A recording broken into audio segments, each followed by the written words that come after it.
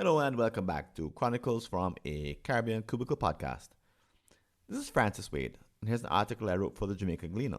It's entitled Time to Ditch the Pillars in Your Strategic Planning. You finally have time to look back at outputs from prior strategic planning retreats. A quick glance reveals an approach they used, which includes pillars. If so, be aware there are some drawbacks to this technique that could lead to a weak plan. But you must make a decision about what to use going forward. You need to craft an approach, but why should you be wary? To understand why, let's look back to the process typically followed. It usually begins with a review of the company's vision and mission statements. Then, a SWOT and pestle analysis of the environment are also done. Next, the team brainstorms projects which are necessary for the organization to achieve the vision. Finally, these projects are grouped into 3 to 5 pillars based on common themes. The final product is often diagrammed as a building, with the vision and mission statements in the roof, supported by the pillars. However, it simplicity belies the fact that there are some good reasons to use a different approach. Number 1, pillars are merely semi-random lists. A view of the content of each pillar shows that the link between its items is tenuous. They are simply a list of activities which are nice to do, grouped together using some common attribute. Why is this a problem? As Peter Campos says in his groundbreaking new book, The Emergent Approach to Strategy, anything that resembles a to-do list is not a strategic plan. Instead, he reasons, at the heart of an overall framework should be a triad, an aspiration, a bottleneck, and a strategy. What is the role of each element? The aspiration defines the overall goal or outcome desired. The bottleneck represents the primary obstacle which stands in the way of achieving your accomplishment. The strategy defines the way in which the bottleneck will be beaten or loosened so that the aspiration is easy to achieve. Together, these 3 elements form a hypothesis.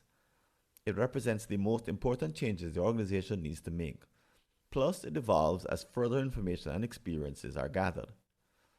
Unfortunately, the pillars approach masks this important nuance.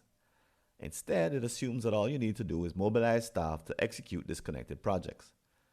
If this were so, executing strategic planning would be easy.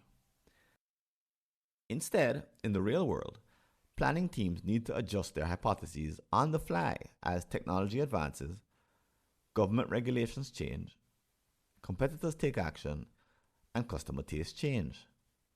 Together, these shifts force changes in the hypothesis, a fact of life the pillars approach ignores. Number 2, pillars hide relationships. Pillars also oversimplify reality. A mere list of activities hides the fact that projects are always interconnected with each other. But more importantly, they only produce outcomes after the correct chain of causal relationships is followed. For example, if you are a retailer, you may believe that an Easter sale will bring in added revenue.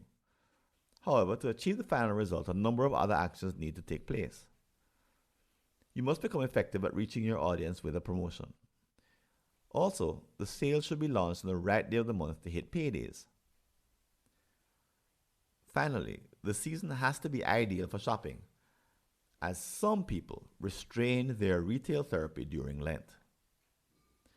The point is that the strategy relies on a number of variables which need to work together but are imperfectly understood. As such, success is far from assured. The pillar approach obscures this reality and oversimplifies the challenge. The truth is that strategy is an art in which your actions, causes, are separated from the results, the effects, in time and space. Sometimes the gap can be decades long or thousands of miles apart. Fortunately, there are better tools to use like strategy maps invented by Doctors Kaplan and Norton. These diagrams preserve the connection between key activities.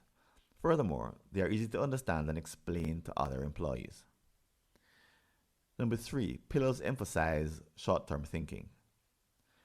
None of the pillar approach strategic plans I have seen take into account long-term strategies and results. Instead, they tend to be so simple that they only work for plans which are 5 years or less in duration. As such, the lists of projects in each pillar don't tell a long-term narrative or story which builds a timeline. Without it, complex undertakings lasting several decades aren't possible. Think of the planning it takes to build a cathedral over a span of more than 200 years, for example. Consequently, the list of projects found in a pillar only works for short-term tactical assignments in which the consequence doesn't matter. This is a major drawback. The technique can't be used to produce an inspiring, monumental accomplishment. Craft an alternate approach. Read my beginner article from March 19, 2023 as an example.